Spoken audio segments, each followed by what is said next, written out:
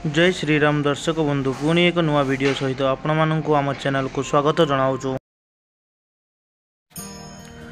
भगवान रामंकर प्रिय भक्त हनुमान को अष्टसिद्धि एवं नवनिधिर प्रदानकारी भाव में जनाशुना गोस्वामी तुलसीदास द्वारा रचित हनुमान चालीसा वीर हनुमान को खुशी करने सरल एवं सबुठारु शक्तिशाली स्मृति अटे। यार प्रत्येक चतुर्थांश भिन्न भिन्न रूप से शक्तिशाली अटे। जीवनर प्रत्येक समस्यार समाधान हनुमान चालीसा द्वारा समाधान हो पारिबो।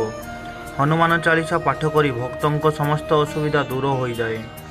आसंतु जानिबा हनुमान चालीसा पाठ करिवार लाभ विषय रे। अनेक लोकंक आत्मविश्वासर अभाव रही थाए, जों सेमाने कौनसी कार्य सफलता पाइबाकू सक्षम होती नहीं। एथिपाई प्रतिदिन हनुमान चालीसा पाठ करिवा द्वारा आत्मविश्वास बढ़ी थाए, सफल हो पारिबे। कारण शनिदेव हनुमान जी भक्त मानक कष्ट दियंती नहीं। श्रद्धा एवं नियम सहित हनुमान चालीसा पाठ करी भक्त माने भयरु मुक्ति पाई थांती।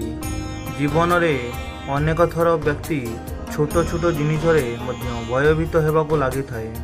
एथिपाई हनुमान चालीसा पाठ करिवा द्वारा कौनसी जिनिसरे भय लगे नहीं।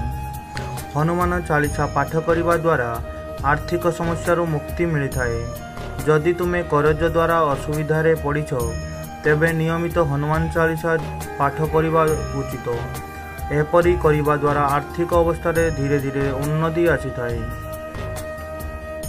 नियमित हनुमान चालीसा पाठ करवा द्वारा कार्य कौनसी प्रकार प्रतिबंधक आसे नहीं एवं प्रत्येक कार्य सफलता मिलता है।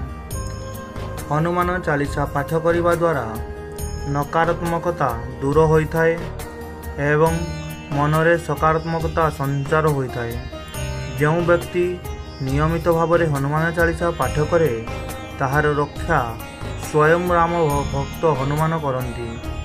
हनुमान चालीसा पाठ करने द्वारा सबुठु बड़ रोग मध्य भल हो जाए। जो व्यक्ति प्रतिदिन हनुमान चालीसा पाठ करे से रोगरू दूरेई रहे।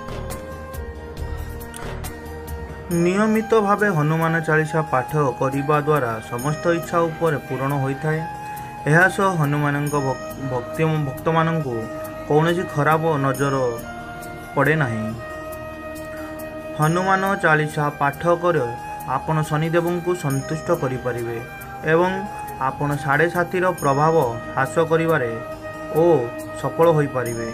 कारण शनिदेव हनुमान जी भक्त मानक कष्ट दियंती नहीं।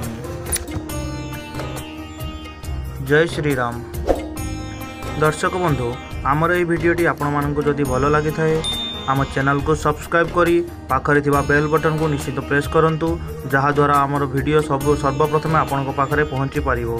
एवं कमेंट रे जय